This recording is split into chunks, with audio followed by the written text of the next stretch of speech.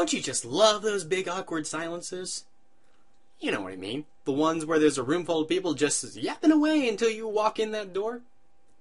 And then they shut up and stare at you and wait for someone else to say something, even though the other person is waiting for someone to say something.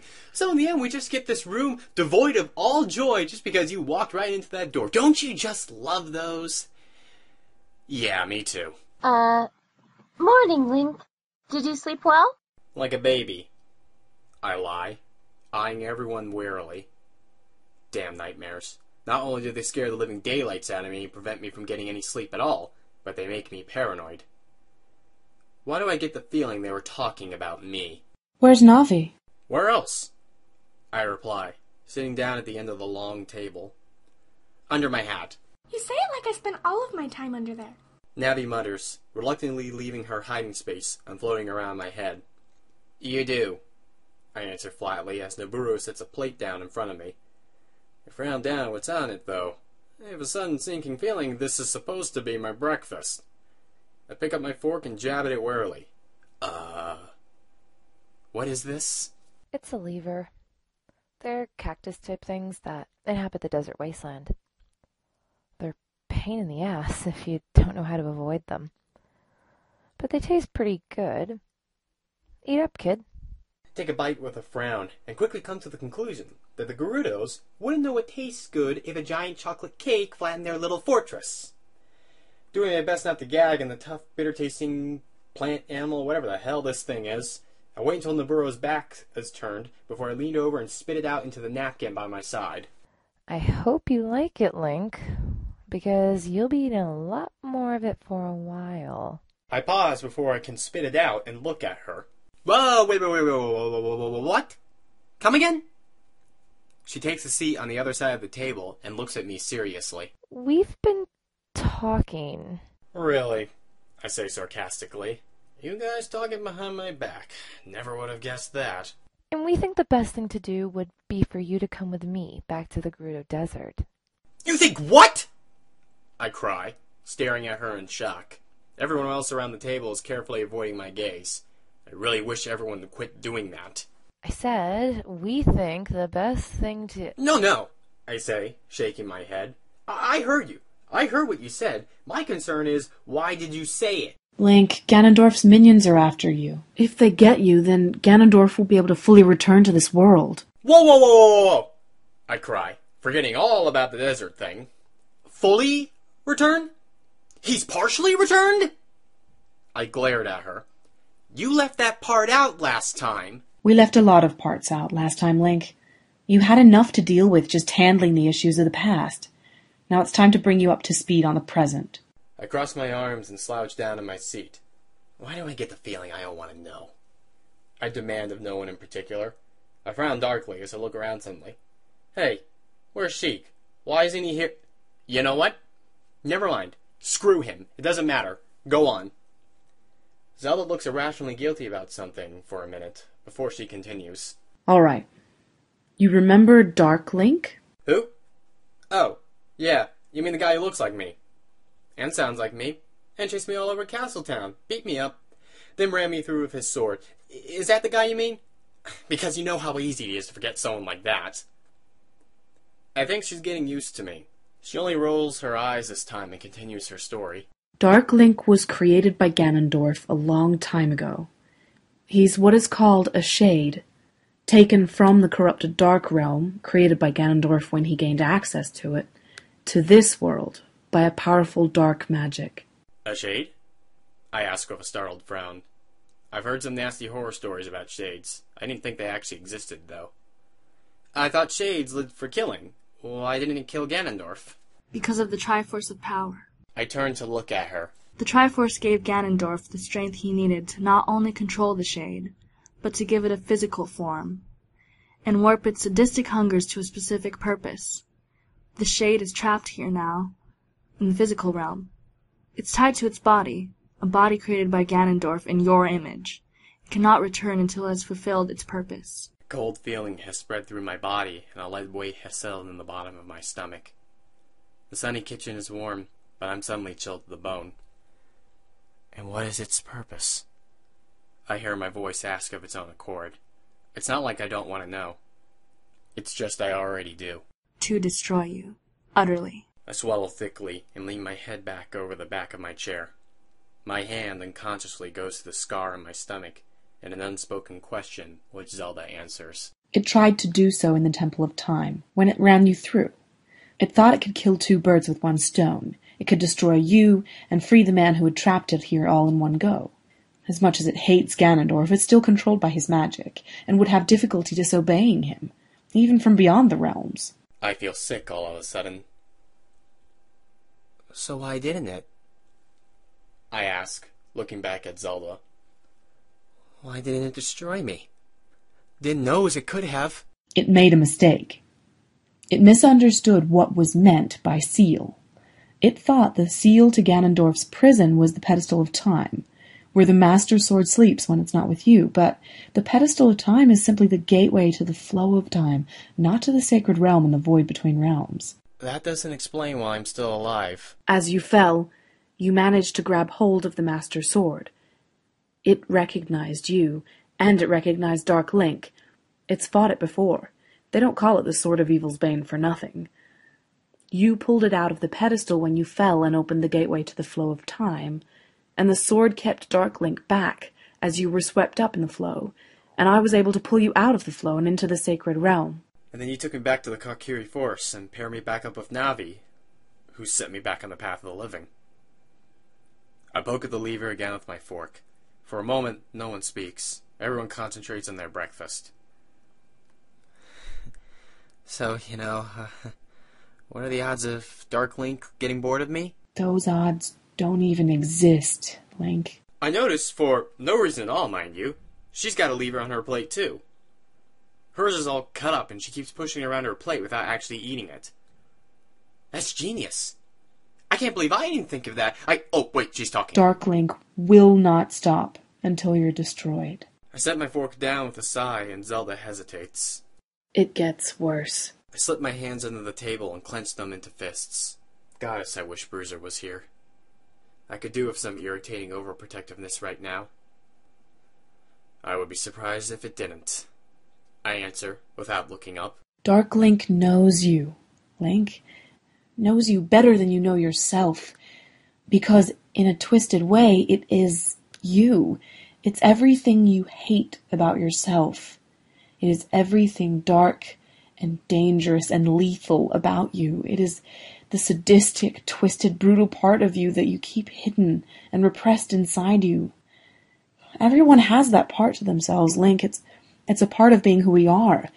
But Ganondorf took that part of you, perverted it further, and then made it manifest through the power of the Triforce.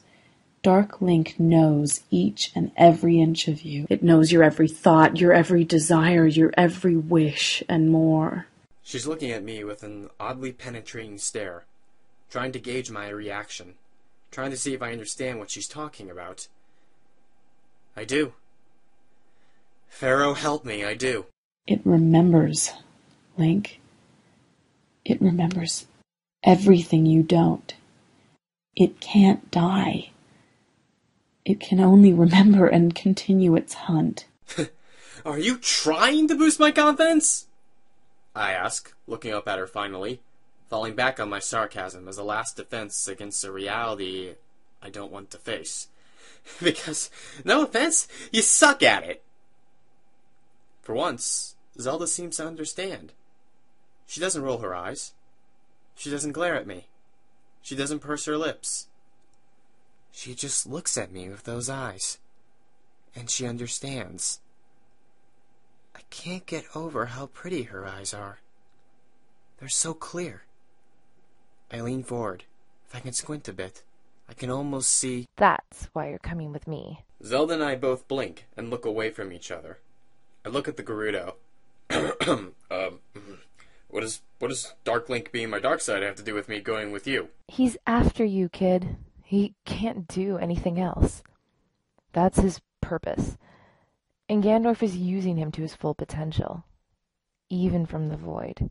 How can Ganondorf do that? Sorry, but what good was sealing him away if he can still manipulate this realm? He couldn't before, that's the problem. When Dark Link attacked you and spilled your blood in the Temple of Time, on the pedestal of time, it didn't free Ganondorf, but it made him stronger and it weakened the seal just slightly. Ganondorf isn't much more than a shade himself now, and Dark Link is the only creature he can sort of control, so he's using it to get to you. He needs you. Your blood is capable of breaking the seal of Ganondorf's prison, but it has to be done correctly. Dark Link's half-crazed attempts to kill you are, believe it or not, a hopeful sign. It means that Ganondorf isn't yet fully able to control it entirely.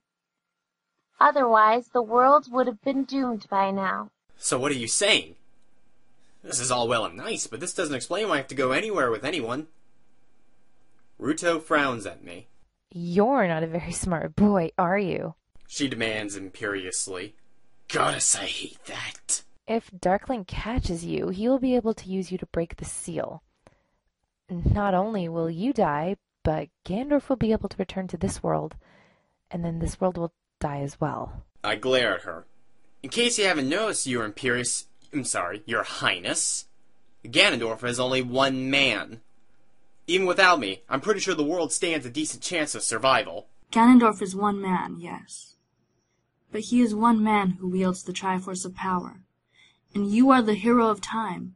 You wield the Triforce of Courage. Should you die, Ganondorf will have 2 parts of the Triforce instead of just one. Picture what he could do with that. I really don't want to picture that. I open my mouth to argue, but she interrupts me. Even so, perhaps the world would still stand a chance. Zelda still possesses the Triforce of Wisdom, at least. And we sages still have our power. And the people of Hyrule are brave. She meets my gaze, daring me to agree with her. I want to. It all sounds good. But there's something in her eyes. Something that tells me she's not done yet. But without you, Link, that all falls into nothing. You are the hero of time, and without you, time is defenseless. The Master Sword is the one weapon with the power to defeat the King of Evil. And without you, there is no one to wield it. She reaches over suddenly and plucks an arrow out of my quiver. She holds it up, examining the point. Picture it like this. This arrow is the people of Hyrule. The feathers, the shaft. Those parts of it are the various people from the various races. Sheikah, Gorons, Zoras, Kokiri, Gerudos, Hylians, and anyone else who dare to stand against Ganondorf. The head of the arrow, the part that does the damage, is us, the sages. Zelda, Darunia, Nabooru, Ruto, Saria, Rauru, and I. And this part, right here, the very tip of the arrow, that's you, Link. She passes the arrow back to me, and I examine it in an attempt to glean her point from it. If you take away the shaft, all you're left with is a pointed arrowhead. But you can still kill with that if you're desperate enough. Take away the arrowhead, and all you're left with is a stick with a point on the end. But again, you could still kill with that. Take away the shaft and the head, and all you're left with is a point. And yet even that, in the hands of the right person, can kill. Her eyes are intent upon me as I study the arrow. But if you take away the point, Link, what are you left with? Just a dull arrow. Not even. What you have left is a rock tied to a stick. It can hurt, maybe even seriously, but it can't kill. It's a weapon no longer. I reach back and slowly slide the arrow back into my quiver. I don't want to leave. Link, Nabooru says seriously, surprising me. She didn't call me kid this time. you can't stay. I think you understand deep down that you have to leave. You can't allow yourself to be captured by Darklink out of sentimentality. You've got to see that. I shake my head. No. No, I can't just leave. I can't just leave. Bruiser and Malin and everyone else, they're still in Castletown. I can't just leave them there. I can't just abandon them. Nabooru's look is sympathetic, but unbending. You'll do them no favors by offering yourself up to Ganondorf, kid. That would be the same as betraying them. We're trying to protect them too, by protecting you. Not just to protect ourselves either before you suggest it, but because we've all grown to like you. I know you don't remember it, but everyone here counts you among their highest friends. None of us want to see you die. She takes another bite of her lever. Like this isn't some life-changing, world-altering conversation we're having here. Darunia, can you pass the water? For the love of Nehru, does nothing faze this woman? Doesn't she know what this is doing to me? Okay, why the desert? Why do I have to go to the desert? Because it's the last place Ganondorf would look. He's from the desert. He knows we know that. He's not going to think of looking there. Darunia hands me the pitcher of water to hand to Nabooru. I wrap my hand around the handle, and everyone's faces suddenly get warped and distorted as I look at them through the water and the glass. I run in through the door and slam it shut behind me, relieved for once to see the iron bar slide down and block my way out. At least it'll keep those stupid spire things from jumping on me anymore. I collapse with a sigh into the ankle-deep water all around me. What's ankle-deep water compared to the stuff I've been swimming through ever since I entered this stupid temple? It's not like it's making a difference in my non-existent state of dryness. At this rate, I'm looking forward to finding the temple in the desert, the goddess in the sand, or whatever Sheik called it. Man, that guy is weird. If I never see another drop of water, it'll be too soon. I shake my head. I can't stop now. I push myself to my feet and take in my surroundings, which, note to self, take in surroundings before collapsing next time. I'm lucky this time, though. There's nothing here. It's just a wide room, filled to ankle height with water. Right across from me is a door, and Navi's fluttering nervously around my head. I don't like this, Link. This isn't right. I brush off her nervousness with a derisive pfft. Relax, I say as I jog over to the door. So there's an empty room for once. No puzzles to solve, no monsters to fight, no water to drown in. Well, no major water to drown in anyway. I haven't liked this room. I think it's my favorite one yet. I frown when I reach the door. There's bars on this one, too. I look around and my frown deepens, but there's nothing in here to kill. No puzzles to solve. Nothing. Just that tree right there. I do a double take. There wasn't a tree there before. Navi's right. I don't like this either. I pull the Master Sword out of its sheath and scowl in alarm when I hear someone else do the same. I approach the tree slowly, sword out and shield on, and notice, with a start, a black figure doing the same thing. Watch out! Navi zips past me and over to the figure, hovering above it and out of its reach, and illuminating it so I can see. Yellow light sparkles through her normally sapphire glow. Whatever it is, it's definitely an enemy. I squint at it as we continue our slow walk towards each other. It's carrying a Hylian shield, identical to mine, except it's completely black. Its sword, as well, looks almost exactly like the Master Sword, only, well, black. It's wearing a black tunic, same style as mine, and black leggings and boots, and to top it off, he's wearing a black version of my hat. For Ro, this is creepy. And not just the overuse of the color black. It flashes a psychotic grin at me, and then I can see it clearly for the first time. That thing's got my face. It's me. It's a psychotic me, a psycho me, a dark Link. I've had more than enough of this. I scream a battle cry and throw myself at the thing, but I was somehow expecting that and it blocks me. I swing at it again. It blocks, and counters this time. I bring up my shield and take the blow there, and then swing again. It's ready for that too, and blocks it. 10 minutes later, I'm still fighting the thing. I haven't even landed a single hit. Link, it's not working. I can hardly see her, her aura sparking so brightly. Yes, thank you for that, Navi. I couldn't figure that one out on my own. I shout at her. Quickly thinking of an idea, I leap back from Darkling's sword and sheath my own sword and shield. What are you doing? She shrieks as Darkling grins triumphantly and lunges at me. I don't answer. I'm too caught up in the magic suddenly pounding through my veins. Like liquid fire. Got you now, you bastard! Dance! Fire! I scream, releasing the magic. It sears out of me in an ever-widening circle, burning through everything in its path, leaving a hissing trail of steam behind me as the water evaporates. I smirk to myself. Darkling gives a scream that eerily sounds like mine as the fire strikes him. He vanishes. Ha! Take that, you psycho! I brush off my hands and turn around only to discover that the bars are still on the door. Whoa, what? I killed him! Hey, Temple! You hear me? Did you not just see what I did? I killed him! It's dead! He's... Hero of Time! Something screams behind me. I'll roll around in time to see the psycho me lunge at me, sword drawn. And I know I caught him on fire. For Nero's sake, he's still smoking. He strikes at me, and we go down, sending water flying into the air. Kid? Hey, kid! Give me the water. Saria pokes me.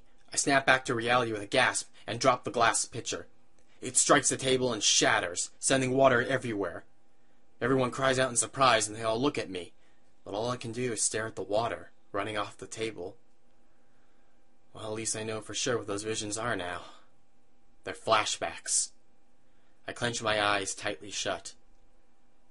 How can I just leave?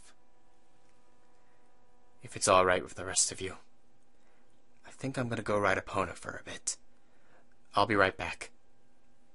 I get up and leave without waiting for a reply. Don't leave the ranch. I don't answer her. I mean it, Link. Don't you dare go anywhere near those gates. Fine! I won't go near the damn gates, okay? I promise. I shake my head and leave the house. Why on earth would I go near the gates? Epona can jump the walls. I pull out my ocarina, and only have to play the first 6 notes of Epona's song before she comes running towards me. I pull the flute away from my lips as Epona trots the last few steps. She nips at my hat affectionately, and I stroke her muzzle. More to soothe me than to soothe her. She instinctively understands my need for comfort and rests her head on my shoulder in her version of a hug. I smile and bury my face in her fur, breathing in the scent of her. Navi hovers worriedly around my head. Are you all right, Link? I shake my head wordlessly. Navi settles herself on my shoulder as I mount Epona. Come on, girl, I say, snapping the reins and touching her flank with my heels. Yeah! She needs no more encouraging and immediately takes off at a gallop. We make a beeline for the wall, Navi screaming in the background about slowing down and clenching at my tunic for dear life. And Epona leaps into the air. For the briefest of instants, as we fly over the wall, nothing is the matter with the world. Everything is right, peaceful, happy, and nothing and no one can touch me. I am invincible. But then we hit the ground again, and Epona slows herself down to a canter. You said you wouldn't leave the ranch! Navi shrieks, struggling back up onto my shoulder. She slid somewhere down my back in the flight. No, I didn't, I tell her as I release the reins and let Epona go where she wants. I reach back and grab Navi, settling her back on my shoulder. I said I wouldn't go near the gates, and I didn't. No promise breaking involved. You're horrible. I grin. She looks nervous, though. We really shouldn't be out here, Link. What if Dark Link... I don't want to hear it. I haven't had a moment to myself since we got here, and there's a lot of things I have to get straightened out in my head. I can't do it at the ranch when there's a sage peeking over my shoulder every 2 seconds. And a flashback every 3. I can't help but add bitterly to myself. Come on, girl, I say, grabbing the reins. Navi, realizing what I'm doing, zips under my hat where she can get a better grip. Yeah! Epona lunges back into a gallop, enjoying herself immensely. We haven't been on a ride like this in a long time. She's not the only one who's enjoying this. If only it could last forever. We slow down, and I dismount around noon near a little stream at the bottom of a hill, still close to the Long Long Ranch at Navi's irritating insistence, but far enough away that I no longer feel like I'm suffocating. Epona wanders away to munch on grass while I lay down in the grass right by the riverbank. Navi flutters around my head for a moment, unable to relax. I swat at her and tell her to lighten up. She sulks for a minute, but I make faces at her until she laughs. She shakes her little blue head at me and moves over to the stream to play with the tiny waves and the droplets they make. Hey, Navi? Yes? She asks, looking over at me. A renegade droplet hits her in the head and she sputters for a minute before flying up above me and shaking herself off. What is it? I was wondering if you... I shake my head in frustration. It's a stupid question anyway. She probably doesn't know. No point in getting my hopes up. Never mind. Do I know everything now? Is there anything left the sages haven't told me? Navi scratches her head and frowns. No, I don't think so. They've covered the stuff you don't remember, told you about Darkwing and Ganondorf. I think that's pretty much it. Why? Do you have any other questions? Navi, all I've got anymore are questions. I say in defeat, rolling over to look up at the clouds in the sky. I can't count the number of times I've done this with Malin. Even once with Bruiser. He just complained the whole time, though, about the money we could have been making instead of staring up at the clouds that didn't even remotely look like bunnies, or kittens, or horse, despite my insistence. He said they looked like clouds, pure and simple. Everything used to be pure and simple. I don't understand any of this. I don't have a clue what I'm supposed to do about it. How am I supposed to be who I have to be when I don't even know who I am? Navi flutters down in front of my face, wearing a gentle expression on her own. If it makes you feel any better, Link, you asked me the same thing the last time you fought against Ganondorf and his followers. Really? What did you tell me? She smiles slightly. You are who you are. Even if you don't know who that is, you're it. And really, that's all you have to be. I say non-committedly, looking back up at the clouds. That one kind of looks like Zelda. No, wait, now it looks more like Sheik. Navi snickers at me while I'm looking at the clouds. What? That's the same thing you said last time, too. She says, landing on my chest and laying down herself. It'll all work out, Link. You have a knack for making things work out. I can't count the number of times I was sure you were going to die. And you proved me wrong. I raise an eyebrow at her. Was that a compliment or an insult? Bit of both. We lay there in silence for a while as the afternoon sun moves on. As much as I wanted to forget about it, however, my mind keeps returning to the question I had actually wanted to ask Navi. I can feel my eyes starting to fall shut as the sun lulls us towards sleep. Even Epona has settled herself into the grass close by. Hey, Navi? I'm not a Kokiri. You know that, right? Do you know who I am? She stretches and opens one eye to look at me. Sorry, I don't know for sure. My heart falls and I sigh. Navi looks sympathetic. When we defeated the Forest Temple, the Deku Tree Sprout said that during the war, about 18 years ago, a woman came to the Deku Tree. She was mortally wounded, but had managed to bring her son to the Kokiri Forest in hopes that he'd be safe there. She died as she was begging the Deku Tree to take you in. Did you ever see her? I ask, trying to picture what she might have looked like. Navi shakes her head. I wasn't born yet. The fairy without a child, they called me, but it didn't matter to me. I didn't care. They could call me what they wanted and it wouldn't bother me, because I knew someday I'd have you. I manage a small smile as my eyes fall shut again, feeling a little bit better about things.